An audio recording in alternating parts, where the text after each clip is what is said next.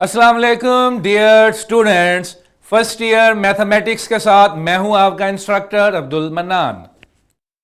आज हमने बिल्कुल एक नया चैप्टर स्टार्ट करना है। ये हमारी टेक्स्ट बुक का 6वां चैप्टर और डोमेन जो है वो सी है, जिसमें आप 9th-10th में प्रोबेबिलिटी पढ़ के आए हैं। ये प्रोबेबिलिटी का पोस्ट रिक्विजिट है, उसके बाद की एक चीज है। टॉपिक की तरफ हम डायरेक्ट नहीं जाएंगे, टॉपिक की तरफ हम जरा दो तस्वीरें देख के जाएंगे और उन तस्वीरों पर मुझे आपका तबसरा भी चाहिए और कुछ मैं भी बताऊंगा। मेरे सवाल को गौर से सुनना है, फिर थोड़ा सोचना है और जवाब देना है। चलें जी, इन तस्वीरों को देखते हैं, फिर चैप्टर की तरफ चलते हैं। एक रेस्टोरेंट है मिस्टर लुकमान, वो आपको बर्गर्स ऑफर करते हैं अपने मेन्यू में, pizza, hot dogs, watermelon, orange, 5 चीजें वो आपको देते हैं। ठीक है, मेरा सवाल आपसे ये है कि आप उनको ऑर्डर करना चाहते हैं, कुल कितने ऑर्डर आप उनको कर सकते हैं इस तरह से कि जो एक दफा चीज मंगवाओ वो दोबारा ना आए। कॉम्बिनेशन, जो कॉम्बिनेशन एक दफा आए वो कॉम्बिनेशन दोबारा ना आए। फॉर एग्जाम्पल, एक बच्चा कहता है मैंने सिर्फ बर्गर खाना है, एक बच्चा कहता है मैंने सिर्फ पिज्जा खाना है, एक बच्चा कहता है कि मैंने पिज्जे के साथ जो है वो ऑरेंज जूस पीना है, एक बच्चा कहता है मैंने पिज्जे के साथ वाटरमेलन पीना है, एक बच्चा कहता है मैं बर्गर और पिज्जा भी खाऊंगा, एक बच्चा कहता है मैं पिज्जे के साथ दोनों ड्रिंक्स लूंगा, और एक बच्चा कहता है मैं दोनों ड्रिंक्स के साथ बर्गर लूंगा। दिमाग घूम गया? सिर्फ 3 चीजें और 2-3 खाने की चीजें और 2 पीने की चीजें ये होटल ऑफर करता है, लेकिन फिर भी आप इसके मेन्यू में पता है कितने कॉम्बिनेशन बना सकते हैं? 120 अलग अलग ऑर्डर कर सकते हैं। सिर्फ वो होटल आपको 5 चीजें ऑफर कर रहा है, लेकिन आप 120 कॉम्बिनेशन इसमें से बना सकते हैं। कितने मिस्टर जुमीद? 120। मैंने कुछ कॉम्बिनेशन बनाए, pizza burger watermelon, burger orange watermelon, burger pizza orange, burger pizza orange watermelon hot dog, watermelon hot dog orange, orange pizza hot dog. आप इस तरह के कई कॉम्बिनेशन बनाए। इंटरेस्टिंग है ना कि हम चंद ऑब्जेक्ट्स हैं, लेकिन उनको वेरिएट करके, उनके ऑर्डर को मैनेज करके, तरतीब मैनेज करके, कभी 2 को सिलेक्ट किया, कभी 1 को सिलेक्ट किया, हम डिफरेंट कॉम्बिनेशंस फाइंड कर रहे हैं। ठीक है जी, अगली तस्वीर देखें। ये जरा मिस्टर जुमीत भी इसमें पार्टिसिपेट करें।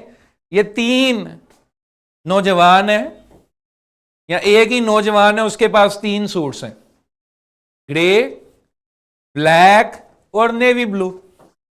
हर जेंटलमैन की वार्डरोब में आपको ये 3 रंग जरूर नजर आएंगे, grey, black, navy blue. Mister जुमीद, ये कितने सूट्स हैं? 3 है, लेकिन आप ग्रे के साथ नेवी कोट पहन सकते हैं। डार्क ग्रे पैंट पहने, ऊपर नेवी कोट पहन ले, पहना जा सकता है। या ये डार्क ग्रे, जहां ब्लैक जो है, ब्लैक के साथ ग्रे कोट पहना जा सकता है, पहना जा सकता है भाई। पहनने को क्या, पहना जा सकता है। अच्छे बुरे को ना देखें कि आप पहन के अच्छे लगेंगे या बुरे लगेंगे, उसको नहीं देखना। आप सिर्फ ये देखें कि इट इज फिजिबल और नॉट। मेरी बात समझ गए कि 3 सूट्स हैं, लेकिन इनसे आप कई कॉम्बिनेशंस बना सकते हैं। 3 सूट से आप बदल बदल के कई फंक्शंस अटेंड कर सकते हैं, कई शादियां अटेंड कर सकते हैं, और हर बार आपकी लुक नई होगी। हमारा आज का चैप्टर इसी चीज के बारे में है। इन कॉम्बिनेशंस को समझना ये कैसे बनते हैं, ये कैसे कैलकुलेट होते हैं, ये क्या है, ये हमने जानना है। चैप्टर नंबर 6 हमारा है परम्यूटेशन एंड कॉम्बिनेशन। ये आपके 9th की प्रोबेबिलिटी का पोस्ट रेक्विजिट है, उसके बाद आने वाली चीज है। ठीक है जी, कॉम्बिनेशन एंड परम्यूटेशन। कॉम्बिनेशन और परम्यूटेशन पे भी स्पेसिफिक एसएलओज मौजूद हैं, लेकिन वो एसएलओज हम बाद में पढ़ेंगे। आज हम इस चैप्टर का पहला एसएलओ पढ़ने जा रहे हैं, explain and solve problems that involve the fundamental counting principle. मैंने अभी ये जो होटल के मेन्यू में डिस्कशंस की, ये 3 अलग अलग सूट्स से डिफरेंट कॉम्बिनेशन बनाए, इनको काउंट करने का नाम, इनको अंडरस्टैंड करने का नाम फंडामेंटल काउंटिंग प्रिंसिपल है। ठीक है, आज लेकिन मैं इस प्रिंसिपल पे नहीं जा रहा। आज मैं एक बेसिक मैथमेटिकल कंसेप्ट को डिस्कस करने लगा हूं, जो कि काउंटिंग प्रिंसिपल, परम्यूटेशन और कॉम्बिनेशन में इस्तेमाल होगा। ये मैथमेटिकल कंसेप्ट आज जो मैं टॉपिक डिस्कस करने जा रहा हूं, इसका नाम है factorial of a natural number. आप में से कई नौजवानों ने यह लफ्ज पहले भी सुना होगा फैक्टोरियल का, कि फैक्टोरियल क्या है। अगर किसी ने लफ्ज नहीं भी सुना होगा तो आई एम श्योर कि आपने ये वाला सिंबल तो जरूर देखा होगा।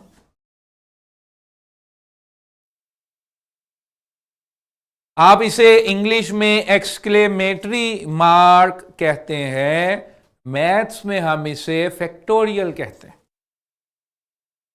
तो फैक्टोरियल क्या है? फैक्टोरियल का मतलब है कि वो नंबर 1 तक तमाम नंबर से मल्टीप्लाई कर दो। यानी कि एक नंबर है n, इसके फैक्टोरियल को मैं लिखूंगा n फैक्टोरियल, और ये क्या होगा? ये बेसिकली प्रोडक्ट होगा positive integers from 1 to n। अगर मैं लिख रहा हूं 3 फैक्टोरियल, तो इसका मतलब है 3 से लेकर 1 तक सबका प्रोडक्ट इतना आ गया 6। इसी तरह अगर मैं लिख रहा हूं 7 फैक्टोरियल, तो इसका मतलब है 7 into 6 into 5 into 4 into 3 into 2 into, ये आ जाएगा 5040। समझ गए नौजवानों मेरी बात को, कि फैक्टोरियल का मतलब उस नंबर से लेकर 1 तक तमाम नंबर्स को मल्टीप्लाई कर दें तो क्या हासिल होगा? फैक्टोरियल। क्लियर है? ये वो बेसिक कंसेप्ट है जो हमें काउंटिंग प्रिंसिपल में भी चाहिए, परम्यूटेशन और कॉम्बिनेशन में भी चाहिए। क्लियर है? चलें जी। फैक्टोरियल आप सबको समझ आ गया कि क्या है। अब जरा इसको देखते हैं, एक कदरे आसान तरीके से इसे कैलकुलेट करने की कोशिश करते हैं।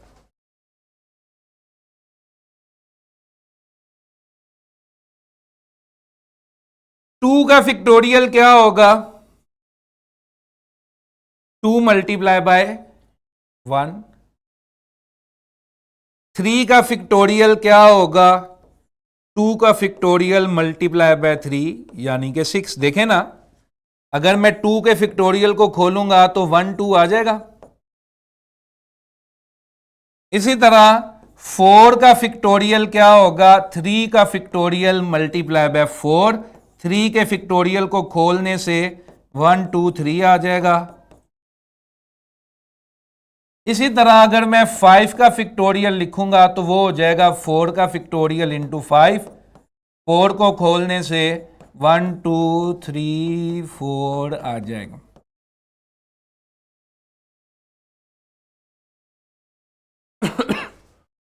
तो 3 का फिक्टोरियल क्या है, 2 का फिक्टोरियल मल्टीप्लाई कर दो, क्या आ गया 6। 4 का फिक्टोरियल क्या है, 3 का फिक्टोरियल मल्टीप्लाई बाय 4, क्या आ गया 24। 5 का फिक्टोरियल क्या है, 4 का फिक्टोरियल मल्टीप्लाई बाय 5 आ गया 120। 5 का फिक्टोरियल 5 का फिक्टोरियल मल्टीप्लाई बाय 6 क्या आ गया 620।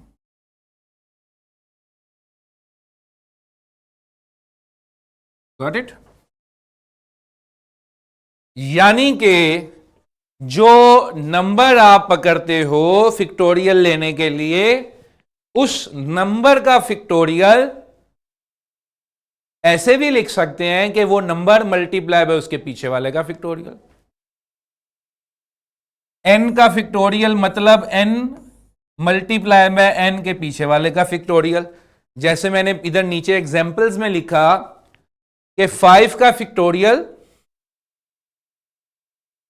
इज इक्वल टू 4 का फिक्टोरियल मल्टीप्लाई बाय 5। 5 के पीछे क्या होता है लुकमान, 5 से पहले क्या आता है 4। 4 का फिक्टोरियल इज इक्वल टू 3 का फिक्टोरियल मल्टीप्लाई बाय 4। 4 से पहले क्या आता है 3। Got it. तो n का factorial is equal to n into n minus 1 का फिक्टोरियल। फॉर एग्जाम्पल अगर आप 100 का फिक्टोरियल लेना चाह रहे हो तो 100 से पहले क्या आएगा 99, उसका फिक्टोरियल। थोड़ा सा इसको मैं ऐसे भी एक्सटेंड कर दूं, अब आप 100 का फिक्टोरियल लेना चाह रहे हो तो 100 इंटू 99 इंटू 98 इंटू 96। जरूरी नहीं है कि आप उससे अगले वाले नंबर पे रोकें। जिस नंबर पर आप मिस्टर रेहान रोकेंगे उस नंबर पे क्या आ गया फिक्टोरियल, बाकी वाले नंबर्स ऐसे लिख दिए। समझ गए। अगर मैं इसको 40 पे रोकना चाहता हूं तो 100 ज़रब 99 98 96 95 94 93 92 91 यहां से लेकर जाऊंगा कहां तक 41 तक। 41 के बाद मैं क्या लिखूंगा 40 का फिक्टोरियल, यानी कि ऐसे।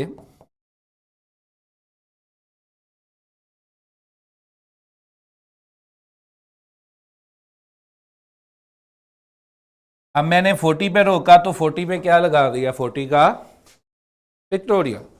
तो n factorial can also be written as n into n minus 1 का फैक्टोरियल। Got it. क्या जी 0। आपने सोचा कि सर आपने लिखा फिक्टोरियल ऑफ नेचुरल नंबर्स, मैंने फिक्टोरियल ऑफ होल नंबर्स नहीं लिखा, मैंने फिक्टोरियल ऑफ इंटीजर्स नहीं लिखा। ठीक है। तो फिक्टोरियल हमेशा नेचुरल नंबर्स का होता है, लेकिन अगर 0 का इंटीजर फिक्टोरियल आ जाए तो 0 का फिक्टोरियल हम क्या कंसीडर करते हैं 1। अभी हम परम्यूटेशन के कंसेप्ट में जाएंगे तब भी इसको प्रूफ करेंगे। आज मैंने छोटा सा लॉजिकल प्रूफ डाला है जिसमें ये मैं साबित करूंगा कि 0 का फिक्टोरियल क्या होता है 1। क्या होता है ये देखो मिस्टर लुकमान, 4 फिक्टोरियल से 3 फिक्टोरियल बनाने के लिए डिवाइडेड बाय क्या कर दिया 4।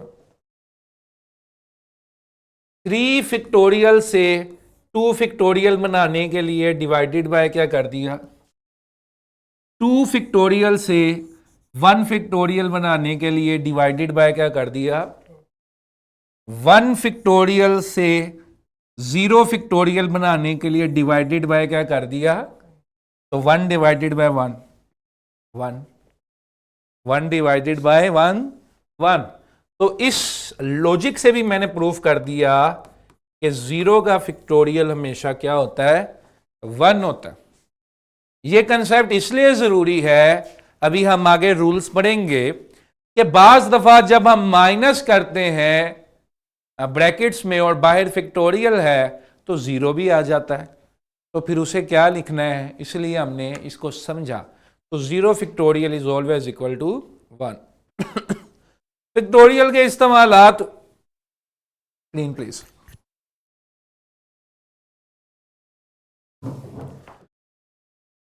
फिक्टोरियल के इस्तेमालात जो है, यूजेस जो है, वो मैथ्स में, इंजीनियरिंग में, हर जगह है। जिस तरह मैंने शुरू में दो पिक्चर्स शेयर की और मैंने कहा कि इनकी बैकग्राउंड में जो मैथमेटिकल कंसेप्ट इन्वॉल्व है वो फैक्टोरियल है। तो यहां पर आप देखें कैलकुलेटिंग कॉम्बिनेशंस, अरेंजमेंट्स, जो भी हमने डिस्कस किया शुरू में, प्रोबेबिलिटीज और पैटर्न्स। शाबाश। जो चैप्टर नंबर 7 हमने स्टडी करना है, जो कि इस टेक्स्ट बुक के सबसे लेंथी चैप्टर्स में से एक है, उसमें भी फिक्टोरियल हमारे पास बार बार आएगा। ठीक है जी। यहां तक किसी का कोई भी सवाल है तो पूछ लें।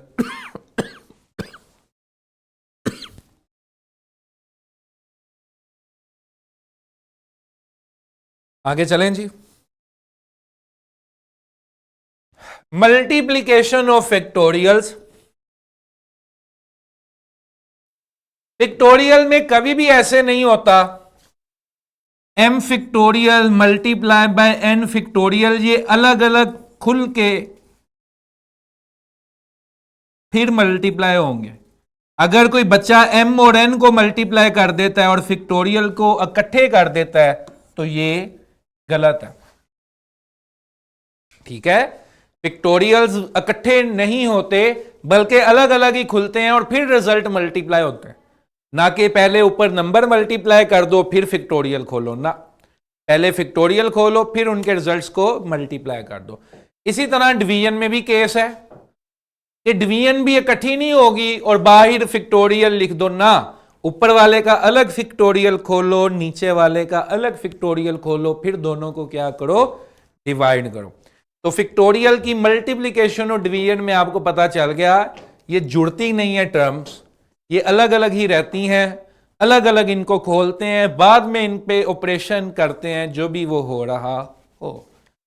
यही रूल बॉयज एंड गर्ल्स हमें एडिशन में भी देखने को मिलता है कि फैक्टोरियल 4 जमा 3 7 का फैक्टोरियल नहीं होगा। अब 4 जमा 3 7 का फैक्टोरियल होता तो जवाब आता 5040, लेकिन हमेशा अलग अलग खोल के फिर ऐड करते हैं, इसलिए जवाब आया 30। यही रूल हमारे पास किसमें अप्लाई होगा, सब्ट्रैक्शन में भी, कि पहले फैक्टोरियल खोलो फिर माइनस करो। ठीक है जी। यही मल्टीप्लिकेशन में रूल है, यही हमारे पास डिवीजन में रूल है। कुछ क्वेश्चंस देखेंगे हल्के फुल्के से। ठीक है।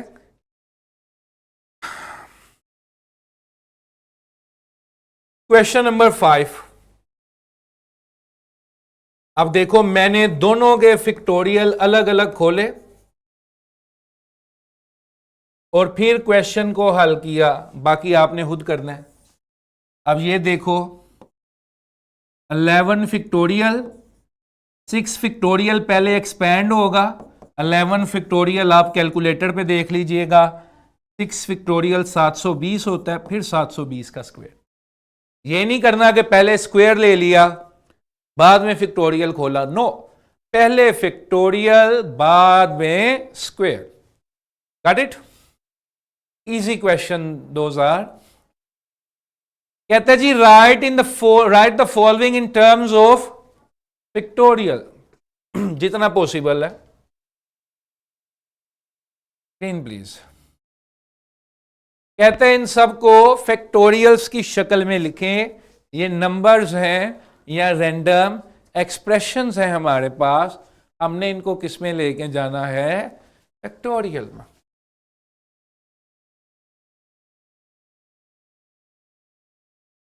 जहां पे बेटा जो टर्म खत्म हो रही होगी, सिंपल सा रूल है, ये 13 पे खत्म हो रही है, जो पीछे मैंने एग्जाम्पल डिस्कस की, अगर मैं इसे फैक्टोरियल में लेकर आना चाहता हूं तो 13 के बाद क्या आना चाहिए, 12 का फैक्टोरियल।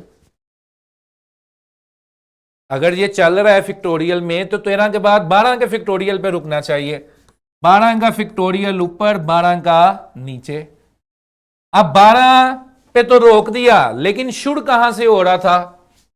शुड ये हो रहा था 19 से, तो ऊपर फिर बन गया 19 का फैक्टोरियल, नीचे बन गया 12 का फैक्टोरियल। Got it? ठीक है, अगली देखें जरा। 2 4 6 8 10 12 14। जरा गौर से देखो बच्चों, ये सिर्फ तुम्हें कंफ्यूज किया जाता है ताकि तुमने जो सीखा है तुम उसको भूल जाओ। तो जो सीखते हो उस पर फर्म रहा करो। इसमें 2 इंटू 1, इसको 2 इंटू 2, इसको 2 इंटू 3, इसको 2 इंटू 4, 2 इंटू 5, 2 इंटू 6, 2 इंटू 7। कितने टूज हैं? 1 2 3 4 5 6 7। ये आ गया 2 रेज़ टू पावर 7। 1 2 3 4 5 6 7। ठीक है, अब लुकमान ये 1 2 3 4 5 6 7 ये किसका फैक्टोरियल बन गया?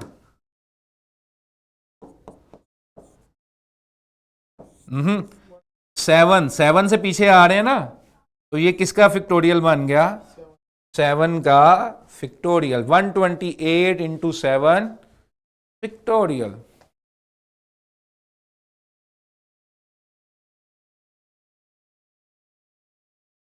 Let me add a page here.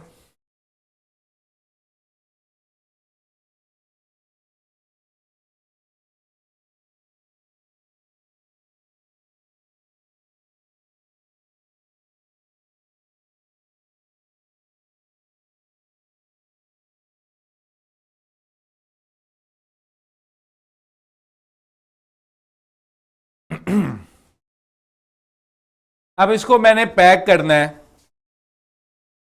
अगर बच्चों कैमरा प्लीज, मैं इसको p फैक्टोरियल की शक्ल में भी लेकर जा सकता हूं और p+1 फैक्टोरियल की फॉर्म में भी लेकर जा सकता हूं। आपकी सहूलत के लिए मैं इसे इधर रखने लगा हूं। ये p+1 इसको साइड पे करती है।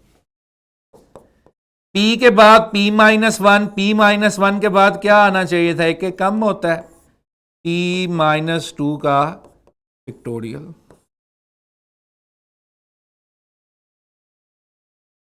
ऊपर आ गया p फैक्टोरियल, नीचे आ गया p-2 का फैक्टोरियल। ये p+1 साइड पर वैसे ही रहा। क्लियर है? अगर इसको हम फर्दर सिंप्लीफाई करना चाहते हैं तो भी किया जा सकता है, लेकिन जरूरत नहीं है। अगर आप फिर भी देखना चाहते हैं तो आप इधर से पकड़िए। p+1 है, p+1 के बाद क्या आना चाहिए? एक कम होना चाहिए, यानी कि p फैक्टोरियल।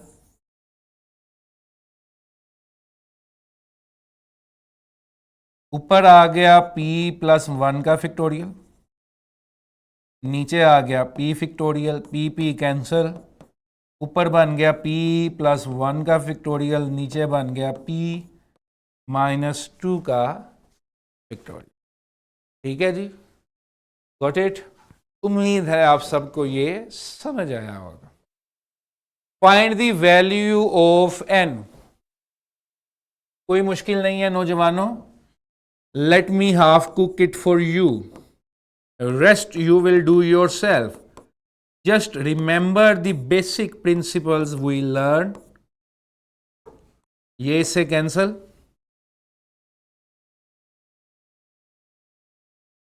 ठीक है जी, और एक ये क्वेश्चन में भी करेक्ट कर लें, ये n-1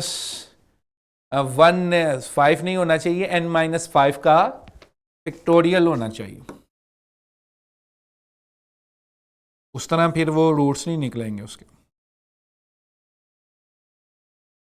n-4 को अगर खोलूंगा एक कम होता है, n-4 में से एक कम किया n-5, ये से कैंसल।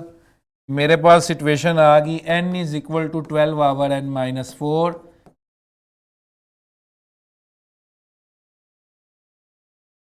Solve it yourself. इसी तरह ये रेशियो वाला भी जो है ये सोल्व हो जाएगा। ये क्वेश्चन नंबर 4 के फर्स्ट पार्ट में करेक्शन कर लीजिएगा। ये फिक्टोरियल आना है, फिक्टोरियल अगर आप नहीं डालोगे तो फिर ये तंग करेगा, ये सोल्व नहीं होगा, रूट्स नहीं निकलेंगे। ठीक है जी, ओके ओके। तो that this equals to that, इधर से भी बटा गायब है,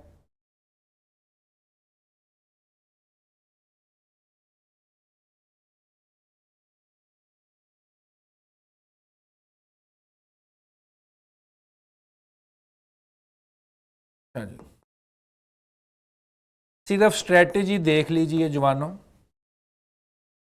2n factorial over n factorial, ऊपर एक्सपेंड किया 2n, एक कम, फिर एक कम, फिर एक कम, फिर एक एक कम करते जाते हैं ना हम बेसिकली।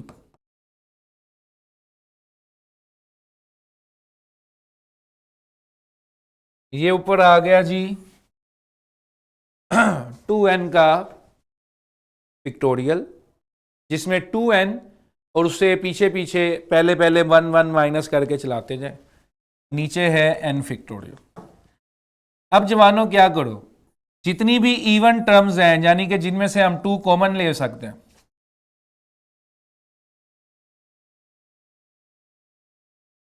जिनमें से हम 2 कॉमन ले सकते हैं, अगर मैं सब में से 2 कॉमन लूं और ये n टाइम्स तक चल रही हैं, सबसे 2 कॉमन लेता हूं तो 2 रेज टू पावर n, और जिनमें से 2 कॉमन लिया,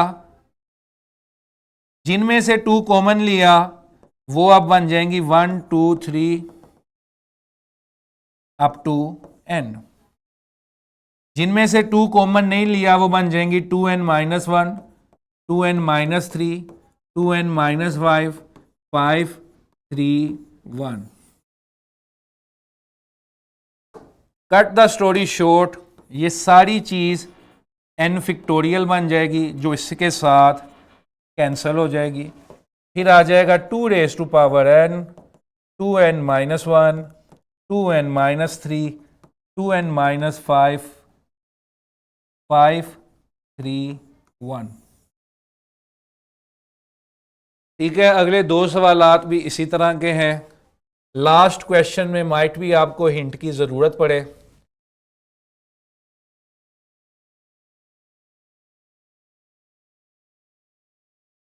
लास्ट क्वेश्चन में बेटा मैं हर टर्म को इस तरह से लिख सकता हूं, इस मॉडल की शक्ल में। हर टर्म को मैं इस मॉडल की शक्ल में लिख रहा हूं, खुद से 1 ऐड किया, खुद से 1 माइनस किया। ओहो, k plus 1 over k plus 1 का square minus 1 over k plus 1 का, इसको फिक्टोरियल वाले सॉरी जो मैं स्क्वायर लिख रहा हूं, माय बैड, ये जो मैं स्क्वायर लिख रहा था नीचे कोई बच्चा बोला नहीं, ये फिक्टोरियल है नॉट स्क्वायर। तो k plus 1 over k plus 1 का factorial minus 1 over k plus 1 का फिक्टोरियल। तो k plus 1 over k plus 1 के फिक्टोरियल को अगर मैं सिंप्लीफाई करता हूं,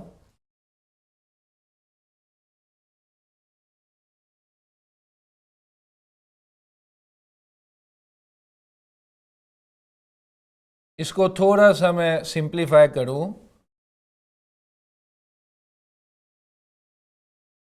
k plus 1 k minus 1 over k plus 1 का factorial, let me see, k plus 1 over k plus 1 का factorial minus 1 over k plus 1।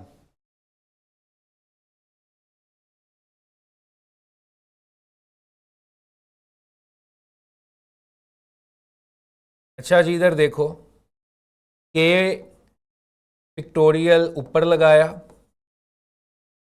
के फैक्टोरियल नीचे लगाया, ये पैक हो गया। ठीक है जी, ऊपर बन जाएगा के प्लस वन का फैक्टोरियल, नीचे बन जाएगा के फैक्टोरियल के प्लस वन का फैक्टोरियल। आवर आल ये टर्म आ जाएगी 1 आवर के प्लस आवर के फैक्टोरियल माइनस 1 आवर के प्लस वन फैक्टोरियल। ठीक है जी, 1 आवर के फैक्टोरियल माइनस 1 आवर के फैक्टोरियल। तो इसमें हर टर्म लिखी जाएगी 1 आवर के फैक्टोरियल माइनस 1 आवर के प्लस वन का फैक्टोरियल। हर टर्म इस तरह दो हिस्सों में लिखनी है, वो खुद ही आपको नज़र आ जाएगा। टेलीस्कोपिक डिडक्शन से फर्स्ट और लास्ट टर्म बच जाएगी, आंसर आपके पास आ जाएगा। That is it for today. If you have any question students, this is the time. कल हम फंडामेंटल काउंटिंग प्रिंसिपल पढ़ेंगे। आज हमने फैक्टोरियल का कंसेप्ट सीखा, जो एक बैकग्राउंड है आगे समझने के लिए। इसकी मल्टीप्लिकेशन, डिवीजन और सिंप्लीफिकेशन इसलिए ज़रूरी है, ये आगे आपको कैलकुलेशन में हेल्प करेगी, not only in chapter number 6 but also in chapter number 7 which is the lengthiest chapter of this textbook। इसी के साथ इजाज़त दीजिए, बहुत शुक्रिया।